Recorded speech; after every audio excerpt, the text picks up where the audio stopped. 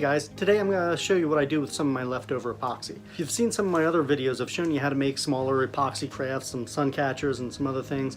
And usually when you're dealing with a small amount of epoxy like that, you'll have a little bit of leftover. For instance, here I have a little bit left over after filling my shamrocks with the green epoxy. So what I'm going to do is I'm going to get that epoxy out and make something with it.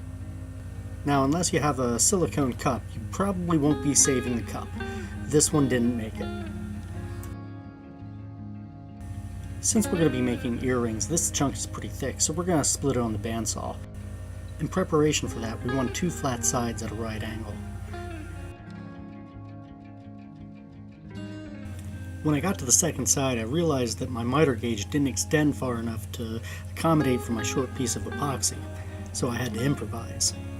All I'm doing is holding a short piece of scrap wood against my miter gauge to extend it far enough so that I can reach the sanding pad with the epoxy.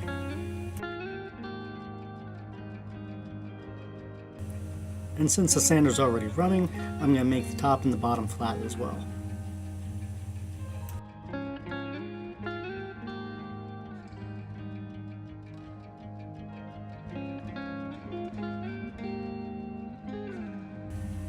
Onto the bandsaw. Now we prep by making a right angle because you don't want to put a cylinder through the bandsaw. If you do that, it may catch and it'll throw your work and it won't be pretty. I start with my fingers pretty close to the blade here just to control it. As soon as I get it started, I move to a push stick, which is a lot safer.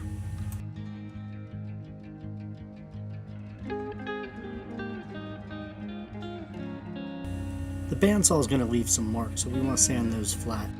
The piece is now pretty thin, so you got to watch your fingertips.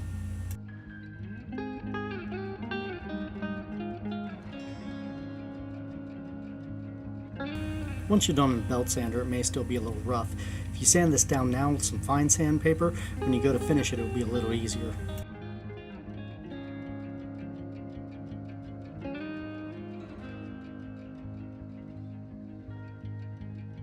Next, we're going to put the pattern onto the epoxy. We're going to put some painter's tape down first and then glue the pattern to the painter's tape.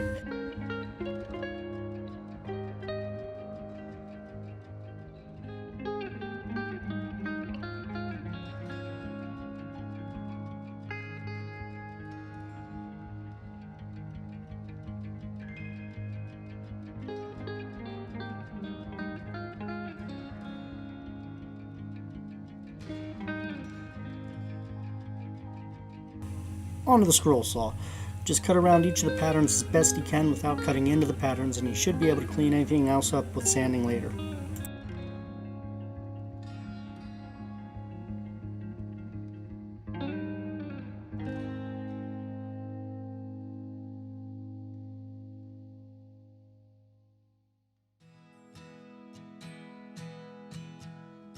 Now that we have the cutouts done, we can remove the tape and the patterns and move on to the finish sanding.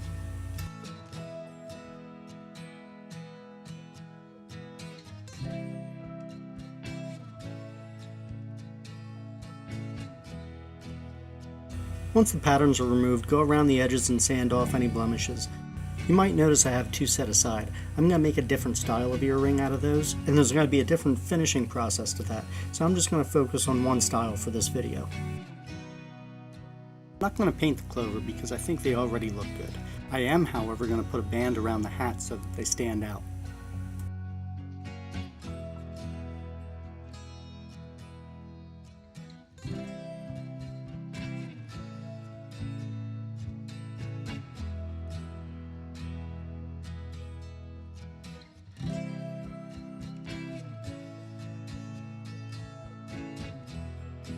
The next thing we have to do is install the eye screws. For these tiny screws, you'll need some sort of pilot hole. I'm just using a straight pick here and I'm twisting it in. You can also use a mini hand drill to drill your hole.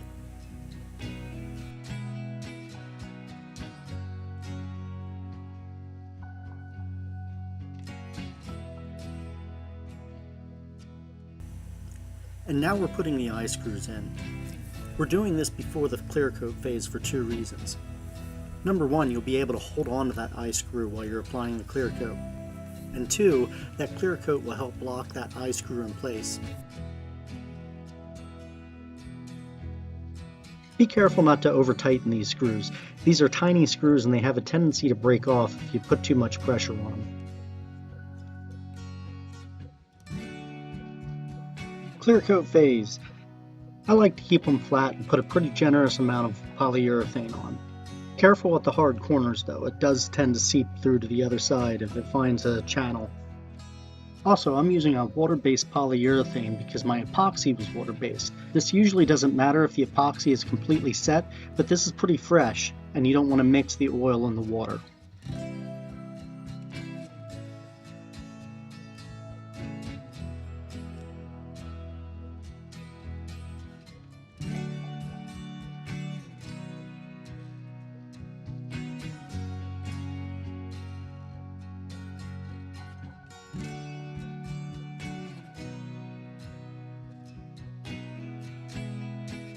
And finally, we're going to attach the rest of the hardware. We're going to use an open jump ring to attach the earring hook. And then we're going to close the gap with a pair of pliers.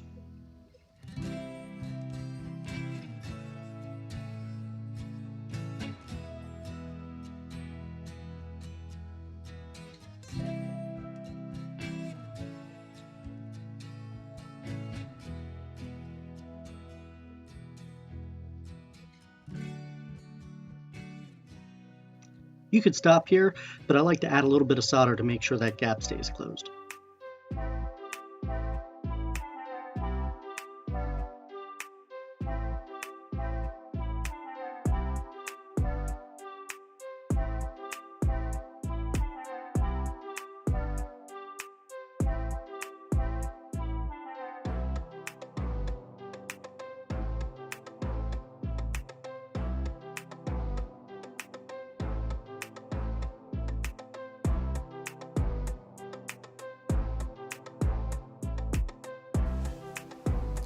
And there's one of the many things you can do with your scrap epoxy.